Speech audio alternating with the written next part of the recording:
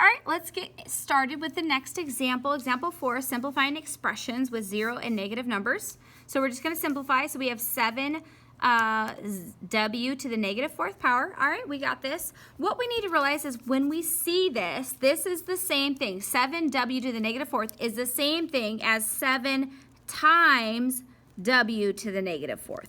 And this is super important because it's kind of like the last problem we were doing when we had problems like this where it was like negative 2 to the 3rd power, right? And what did we say? This was the same thing. Well, this is the same thing as negative 1 times 2 to the, well, let's make this negative 3 power, right?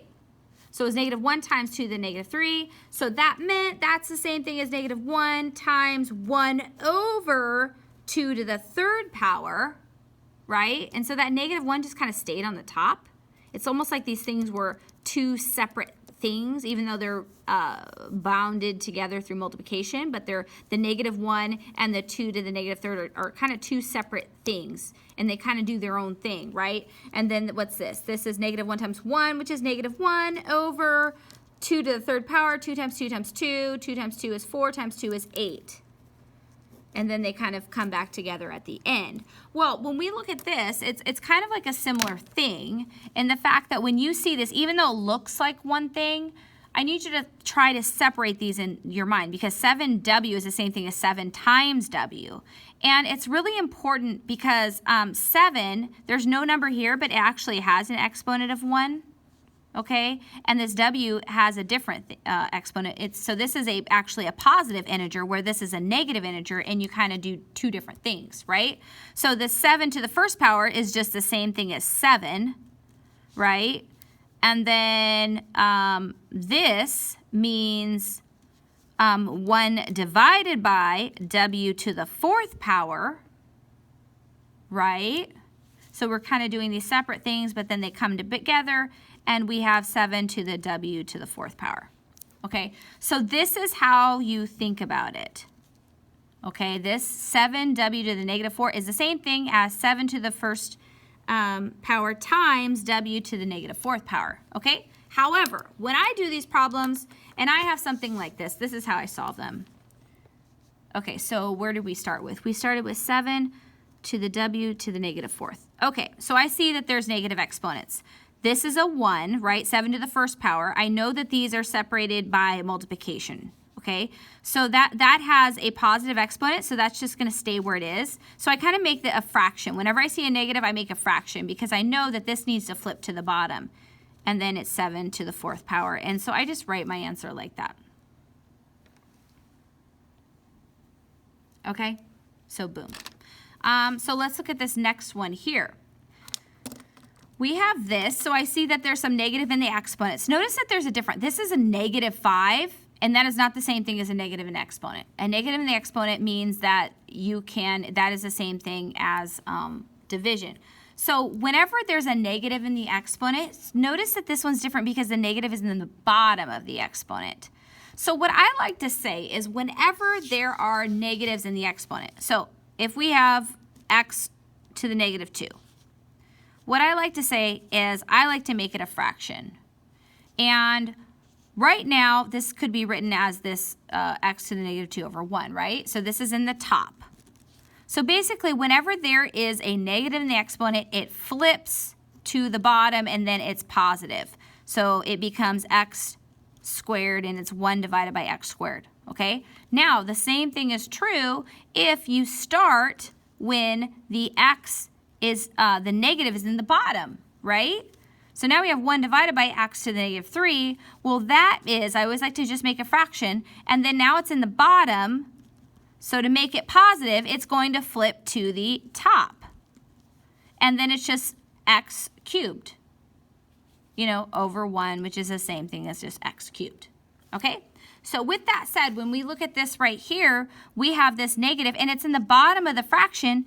So we know that it's going to have to flip up to the top of the fraction in order to be positive, right? It's in the bottom and it just swaps sides.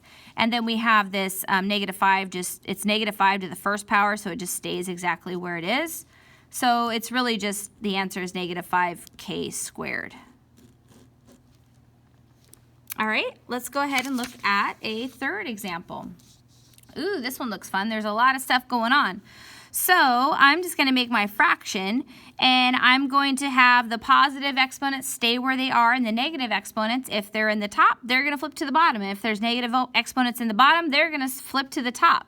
Okay, and I'm just going to go piece by piece. What I need you to understand is this problem is like 4 mini problems. You have a to the 0. That's the first thing you can figure out. And then you have b to the negative 2. That's the second thing you can figure out. And then we have c to the negative 3. That's the third thing. And then lastly, we have d to the 6. So there's 4 like individual little problems all combined into one, and they're all combined through multiplication and division, okay? So we can do this. Let's do one thing at a time. So we'll start here. A to the 0 power, what is that equal to? 1 times b to the negative 2. Well, that's a negative, so that means it's going to flip down to the bottom and become b squared, right? Then we go here, we have c to the negative 3. Okay, that's a negative in the exponent. It's in the bottom, so now it's going to flip to the top, and then it becomes positive. And then 6d to the 6, that's positive, so that just stays right where it's at. And then we simplify because we don't really need that 1, and so we'd write c cubed all over b squared d to the 6th power. And boom shakalaka, there you have it. All right. So now it is time for you to check it out with a few problems here. A, B, and C. So I want you to go ahead and pause your device, work out these problems. When you get done, press play and we'll talk about the answers together. All right, see you in a bit.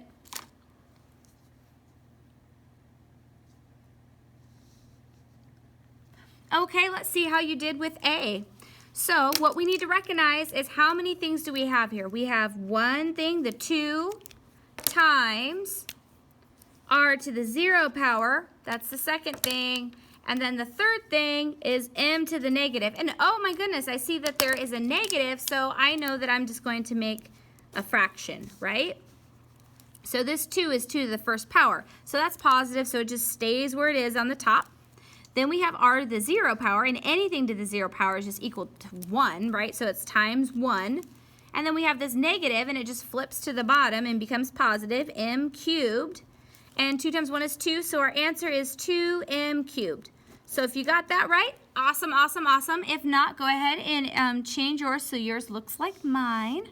Okay, on to the next, on to the next. So here, how many things do we have? We have 2 mini problems. We have this mini problem right here, and then we just have 7 right here.